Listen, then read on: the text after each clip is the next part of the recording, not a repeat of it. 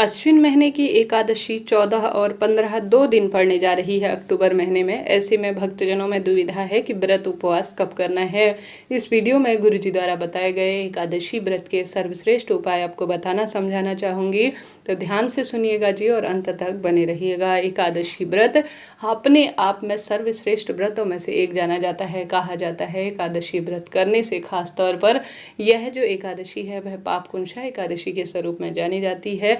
इस व्रत को करने से रोग, शोक, कष्ट, संकट, पीड़ा का तो निदान होता ही है और साथ ही परिवार में अद्भुत स्वरूप में वृद्धि होती है। जीवन में हार रहे हैं, दुख पा रहे हैं, आध्यात्मिक मार्ग से स्वयं को जोड़ना चाहते हैं तो एकादशी व्रत एक बार शुरू कर देखिए, भाग्य बदल जाएगा। अब एकादशी व्रत कब करना है? जैसे कि 2 दिन एकादशी है, ऐसे में भक्तजनों के मन में शंका हो रही है।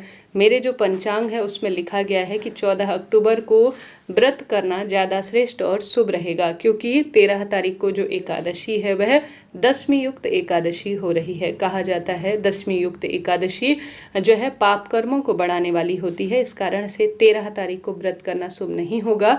14 अक्टूबर सोमवार के दिन पाप कुंशा एकादशी का व्रत करना ज़्यादा श्रेष्ठ रहेगा। हालांकि जो भक्तजन कई लोग 13 तारीख को भी व्रत करेंगे, इच्छा शक्ति सामर्थ्य आपकी है, परंतु मेरे मत के अनुसार 14 अक्टूबर को जो अधिकतर लोग कह रहे हैं, जो बहुत अधिक ज्ञानी जन हैं, उनका यही मानना है कि 14 अक्टूबर को ही सर्वसम्मत से व्रत करना श्रेष्ठ रहेगा।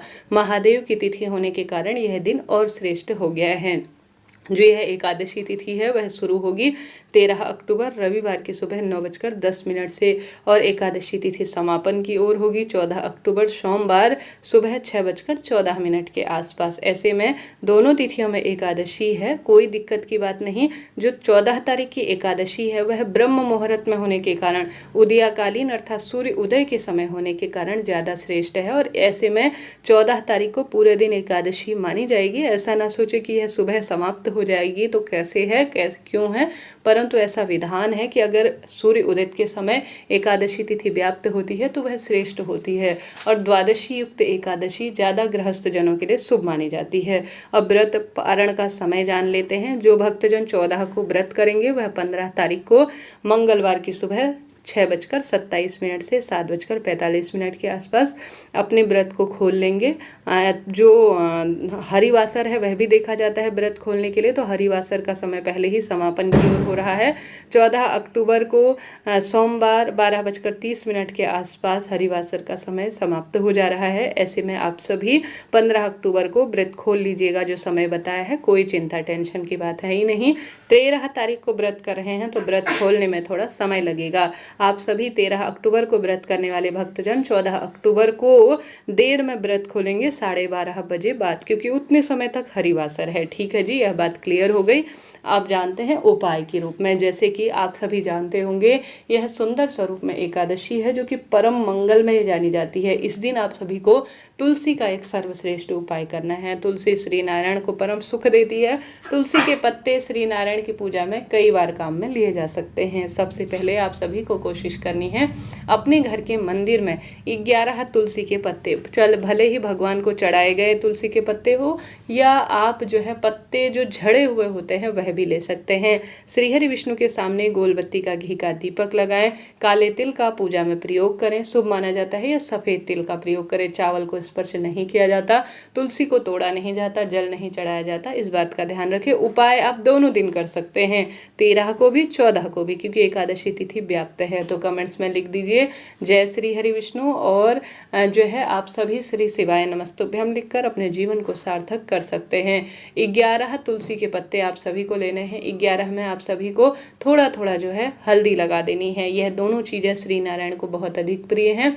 आप सभी को ओम नमो भगवते वासुदेवाय कहते हुए, अपना नाम गोत्र बोलते हुए और अपनी मनोकामना बोलते हुए, जैसे कि तुलसी तोड़नी नहीं है परंतु आप भगवान जी को चढ़ाई हुई जो तुलसी है, यह एकादशी तिथि शुरू होने से पहले पहले आप तुलसी तोड़ लीजिएगा। मैं आपको पहले ही वीडियो दे रही हूँ, तो आप सभी जो है तुलसी तोड़ लीजिएगा। तो आप सभी को उसमें अपनी मनोकामना कहते हुए अनामिका उंगली से भगवान जी की पूजा हो जाने के बाद एक प्लेट में 11 तुलसी के पत्ते आप जो है विशेष तौर पर हल्दी लगाने के बाद प्रभु के समक्ष अगर समर्पित कर देते हैं और अपनी मनोकामना कह देते हैं, नाम गोत्र बोलकर किसी मंदिर में जाकर श्री नारायण के या घर पर, आपकी निश्चित रूप से मनोकामना पूर्ण होती है। बाद में इन तुलसी के पत्तों को आप प्रसाद स्वरूप भक्तजनों को वितरित कर देते हैं तो शुभ माना जाता है, या पवित्र नदी में इसे विसर्जित कर देते हैं तो तुलसी मैया की कृपा से भाग्य खुल जाते हैं।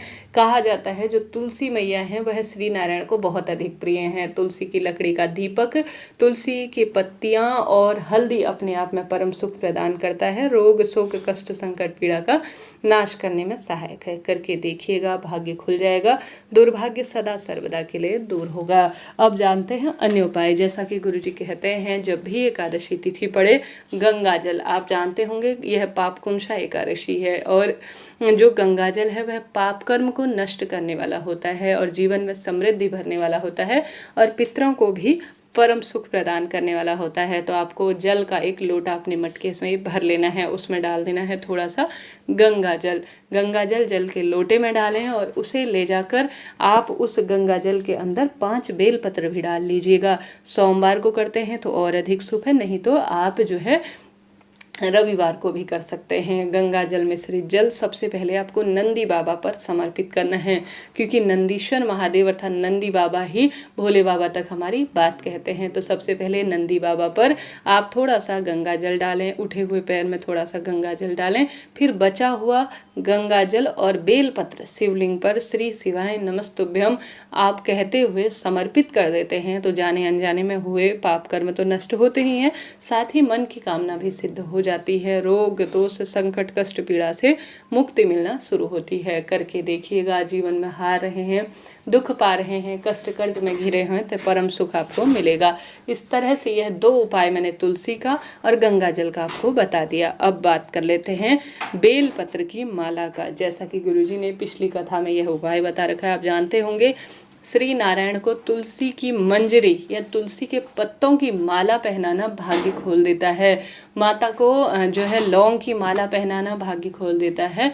ठीक उसी तरह से बेलपत्र की माला, बेलपत्र आप नई तोड़ते हैं तो अत्यधिक शुभ है, नहीं तो आप बेलपत्र शिवलिंग पर से चढ़ी हुई भी काम में ले सकते हैं। सबसे पहले शिवलिंग पर जल चढ़ाएं, दीपक लगाएं, उसके बाद आप सभी बेलपत्र लेनी है। आप सभी को कच्चा सूत लेना है, चाहे तो कलावा लें, चाहे तो किसी भी स्वरूप में आप ले सकते हैं। आप बेलपत्र विधि विधान से शिवलिंग का पूजन करें, दीपक लगाएं, उसके बाद शिवलिंग पर चढ़ी हुई बेलपत्र आपको एक एक करके लेनी है। बेलपत्र में आप चाहें तो चंदन से श्री शिवाय नमस्तुभ्यम ले सकते हैं।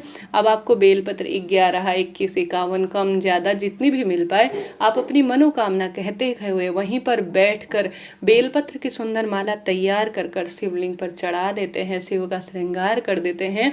तो यकीन मानिए आपका दुर्भाग्य तो इससे दूर होता ही है और भोले बाबा और श्री नारायण की कृपा भी असीम रूप से परिवार में मिलती चली जाती है। करके देखिएगा, हार रहे हैं, दुख पा रहे हैं, कष्ट कर्ज में घिरे हुए हैं, तो आप भले ही व्रत नहीं भी कर पाते हैं तो इन 3 उपायों को आप कर देते हैं तो निश्चित रूप से पुत्र पौत्र धन संपदा वैवाहिक अड़चन संतान की सब परेशानी दूर होती है और कामना सिद्ध हो जाती है। जय माता दी। श्री शिवाय नमस्ते।